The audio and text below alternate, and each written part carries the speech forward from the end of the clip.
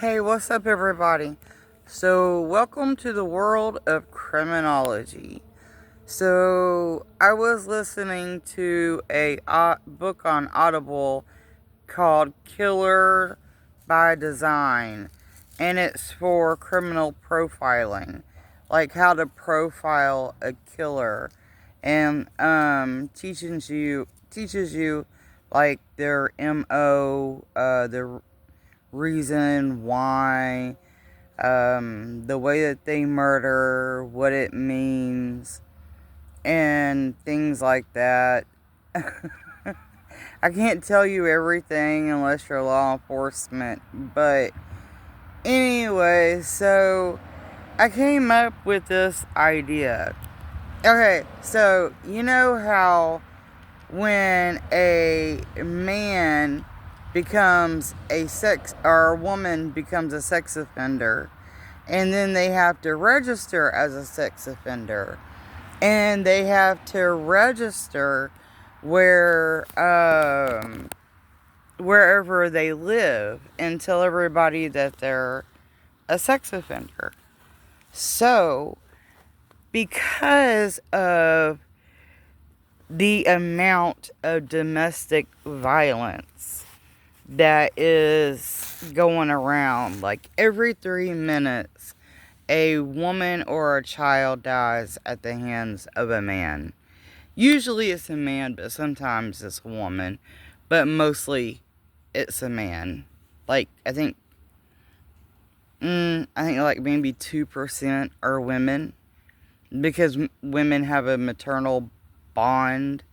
Like we have that nurturing instinct. So I think like maybe like 2% would be like the amount that it would be women who would kill their children, or, you know, and do stuff to them. But anyway, so I came up with this idea for an app.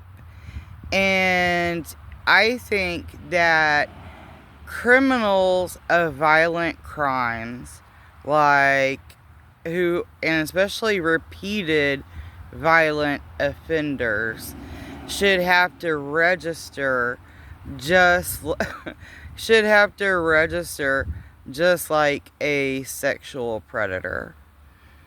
Because if they've killed like one woman and then they move to a state and then nobody knows about that person, it's a way to track that person from committing more violent acts, and also to help eliminate domestic violence, especially if they're a domestic violence offender.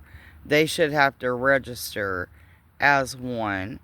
So if other women go on a dating app or like whatever, and he has like a background of violence or gang ties or like anything like that, she could go on the app, type the guy's name in, and see if he's ever been convicted of a violent crime before she goes on a date with him.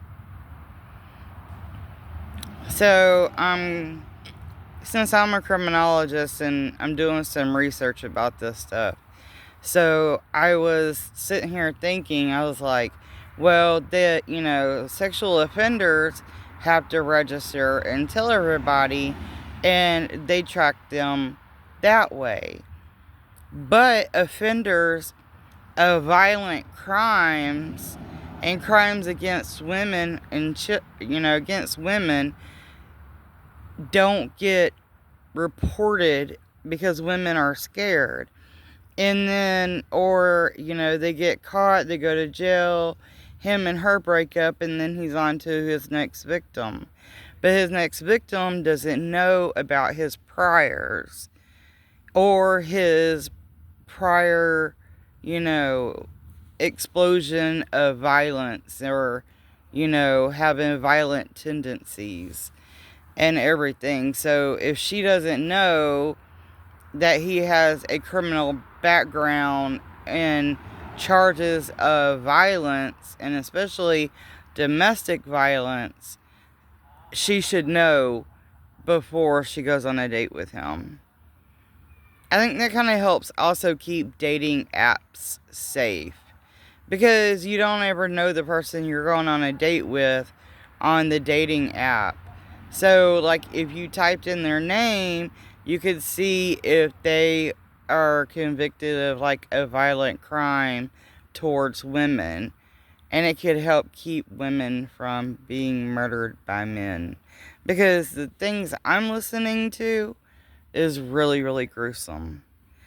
And it's true. It's based on true cases. And, it helps with criminal profiling. And it teaches me criminal profiling and how to profile serial killers. So, and how to see if someone has all 12 traits of a serial killer and everything. So I'm thinking about partnering with someone and designing a registry and get it started, so that way they can show that they have prior history of violence, and especially domestic violence, because they have a right to know before they go on a date with him. They have a right to know. I've never seen little Joshua's criminal history from Chicago. I hear it's pretty extensive, but I've never seen it. Yeah.